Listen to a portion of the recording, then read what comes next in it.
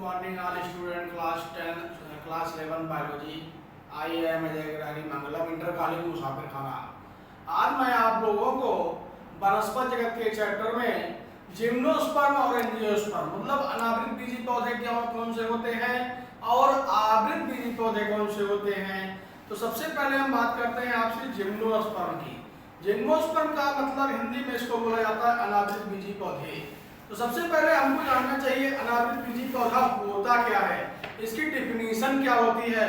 अनावृत बीजी पौधे अनावृत बीजी पौधों का वह संघ जिसके अंतर्गत वे पौधे मतलब वे पौधे जिनमें बीज बनते हैं, वे पौधे जिनमें बीज बनते हैं परंतु वे बीज नग्न रूप से पौधों पर लगे रहते हैं, परंतु वे बीज पौधों पर नग्न रूप से लगे रहते हैं और बीज बनते हैं। अर्थात बीजांड अथवा उनके विकसित बीज किसी खोल भित्ति या फल में बंद नहीं होते हैं। तो इसके बाद हम देखते हैं आपको अनावृत बीजी पौधों का ग्रीक वर्ड्स क्या है। मतलब दो शब्दों से मिलकर के बना हुआ है। पहला नाम होता है जिम्नोस मतलब नेक्ड, स्पर्म मतलब सीड। इसका मतलब होता है मतलब इनमें अंडाशय का पूर्ण अभाव होता है और फल का निर्माण भी नहीं होता है। मतलब जिम्नोस्पर्म के पौधों में अंडाशय का पूर्ण अभाव होता है और फल का निर्माण भी नहीं होता है। ये आपके कौन से पौधे हुए, अनावृत बीजी पौधे, जिनको इंग्लिश में बोला जाता है जिम्नोस्पर्म।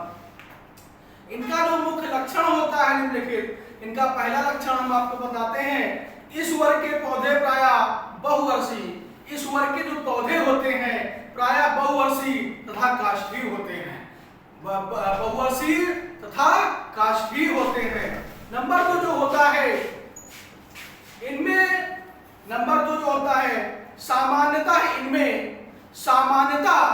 इनमें जाइलम ऊतक में मतलब जिम्नोस्पर्म के पौधों में जो जाइलम ऊतक होता है उनमें वाहिनियों का अभाव रहता है। मतलब जिम्नोस्पर्म के जो पौधे होते हैं उनके जाइलम ऊतक के जो जाइलम ऊतक होता है उनमें वाहिनियों का अभाव रहता है। और फ्लोएम ऊतक मतलब जो इनका फ्लोएम ऊतक होता है उनमें शाकोशिकाएं नहीं पाई जाती हैं।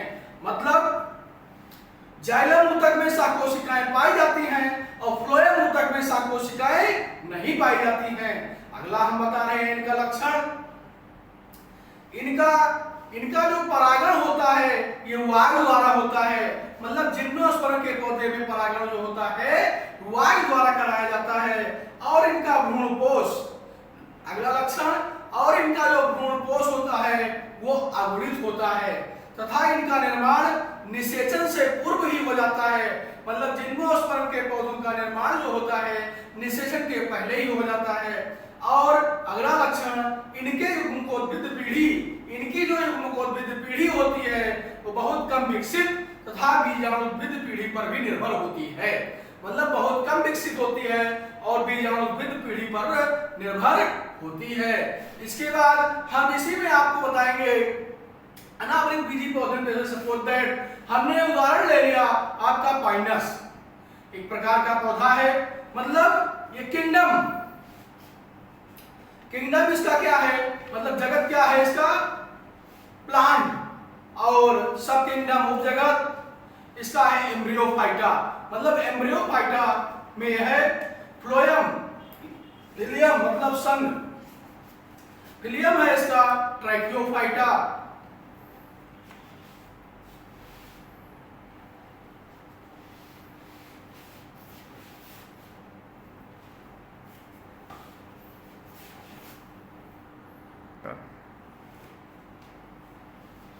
हाँ बेटा, तो जिम्नोस्पर्म ने हमने आपको एक पौधा लिया जिसका नाम है पाइनस।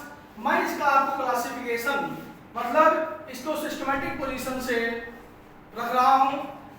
किंगडम है इसका प्लांट, फिलियम का मतलब संघ इसका है ट्रैकियोफाइटा, क्लास के मतलब वर्ग है इसका जिम्नोस्पर्मी, और आर्डर है इसका कॉनिफेरस, और फैमिली इसका पाइनेसी, और जीनस है इसका पाइनस।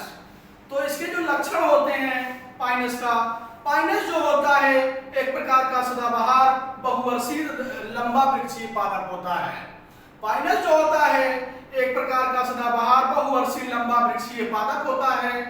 और नंबर 2, ये जो वृक्ष होता है पिरामिड की आकृति का होता है। पिरामिड की आकृति का पाइनस का वृक्ष होता है और इनका पादप शरीर जड़ तथा पत्तियों में बटा होता है। मतलब इनका जो शरीर होता है, पादप शरीर जो इनके पेड़ पौधे का जो शरीर होता है जड़ तथा पत्तियों में अलग अलग विभक्त होता है। नंबर 3 लक्षण, इनका जो जड़तंत्र, ये जड़तंत्र में मजबूत शाखिल और इनमें मूसला जड़ पाई जाती है। ये जड़ में मजबूत शाखिल और इनकी जो जड़ होती है मूसला जड़ की रूप में पाई जाती है।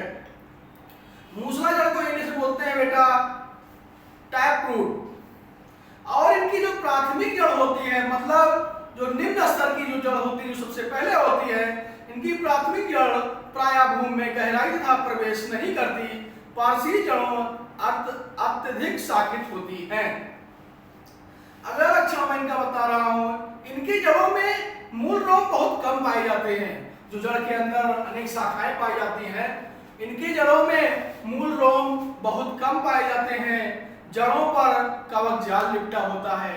इनके जड़ों पर कवक जाल लिपटा होता है और यह भूमि से जल व लवण अवशोषण में सहायता करती हैं। इस प्रकार के पौधों में कवक सहजीवी के रूप में रहते हैं, जिसे माइकोराइजा कहा जाता